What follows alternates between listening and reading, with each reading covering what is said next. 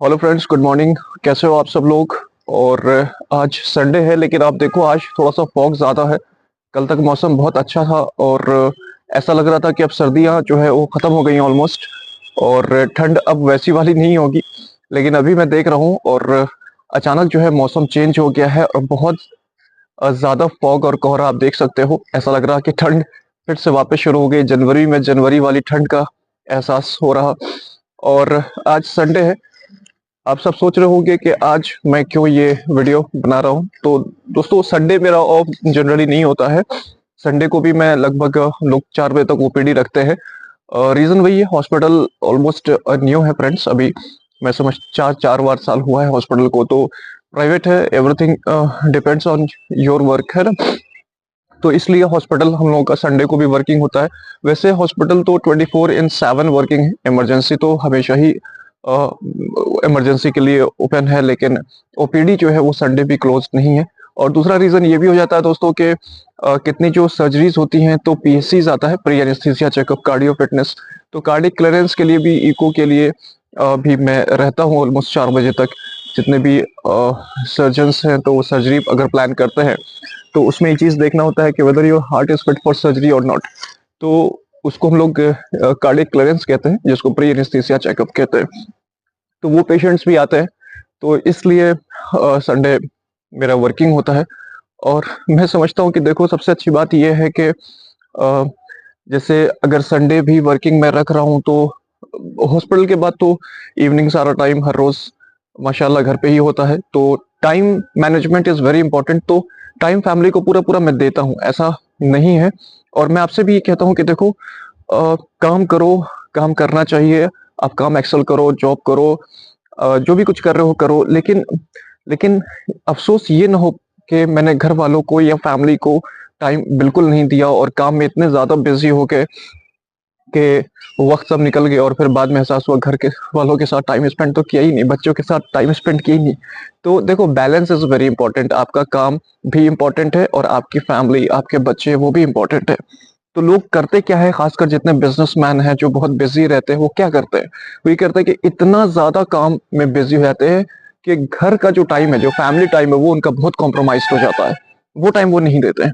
तो मैं इसके फेवर में नहीं हूँ। देखो, देयर शुड बी हर चीज का हक है ना, आपके बच्चों का, आपके पेरेंट्स का, आपकी फैमिली का, और डेफिनेटली आपके काम का। So there should be a balance between. तो चलो दोस्तों, मैं तैयार होता हूँ। और आज तो ठंड थोड़ा ज्यादा लग रही है। देखो, फॉग हो गया है पूरा। कल तो मौसम बहुत साफ था, धूप थी, सब चीज बहुत अच्छा था। और मुझे कमेंट्स में आप बताओ कैसा है संडे आप लोगों का। आप लोग क्या प्लान कर रहे हो संडे को?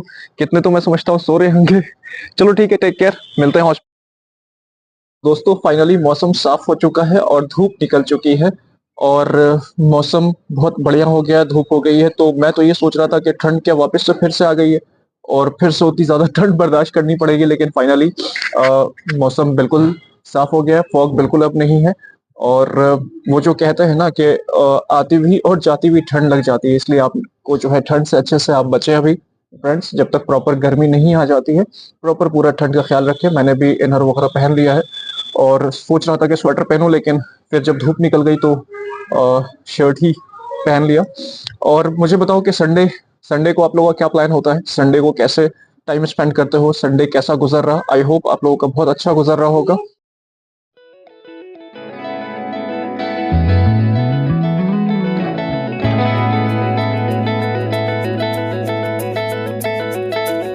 हॉस्पिटल पहुंचने के साथ साथ सबसे पहले मैं आईसीयू राउंड पे निकल जाता हूं। और ये जो पेशेंट है इनकी उम्र लगभग 72 ईयर्स है। क्या आप यकीन कर सकते हैं, 72 साल की फीमेल पेशेंट है ये। और ये आईसीयू में हमने परसों एडमिट किया था नाइट में। ये इमरजेंसी करके आई थी।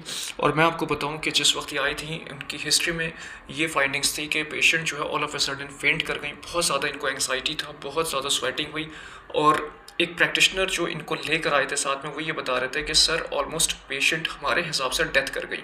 फिर हमने सीपीआर किया और फिर पेशेंट को गाड़ी पे जैसे तैसे लाद कर आपके यहाँ लेकर आए।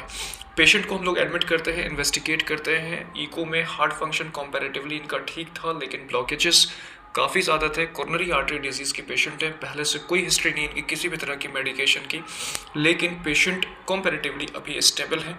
अभी कोई भी कॉम्प्लिकेशन हम लोगों ने इनकाउंटर नहीं किया है। ऐसा हमने प्लान अप किया है कि इनको नॉन इंटरवेंशनल पे प्लान रखा हुआ है अभी, और 72 आवर्स का पीरियड हमने आईसीयू में इनको गुजारना है। के बाद मैं आ जाता हूँ ओपीडी में। जितने ओपीडी के पेशेंट्स थे उनको मैं देखना शुरू करता हूँ। ये जो बाबा जी हैं ये भी 10 दिन पहले अपने हॉस्पिटल में एडमिट थे और अभी फॉलोअप पर आए हैं। आप देख सकते हैं पेशेंट कितना ज़्यादा कंफर्टेबल है, इनके चेहरे पे स्माइल है, ये बहुत ज़्यादा सेटिस्फाई हैं और ये बता रहे हैं कि मैं बिल्कुल ठीक हूँ अब डॉक्टर साहब। और इनको फिर मैं 1 महीने की दवा एडवाइस कर देता हूँ और कहता हूँ चाचा जी जो परहेज़ आपको बताया उसका ख्याल कीजिएगा, अपनी सेहत का बहुत ज़्यादा ख्याल रखिएगा और 1 महीने बाद मुझसे मिलें। बीच में किसी भी तरह की कोई प्रॉब्लम हो आप हम लोगों को कंसल्ट कर सकते हो, कॉल कर सकते हो, बात कर सकते हैं। इस तरह का जो चीज़ होता है ये सबसे ज़्यादा सेटिस्फाइंग होता है बीइंग अ डॉक्टर, कि हम लोग बहुत सेटिस्फाई होते हैं जब किसी के चेहरे पे हम स्माइल लाते हैं। फिर मैं निकल जाता हूँ अपने घर के लिए। चैनल को सब्सक्राइब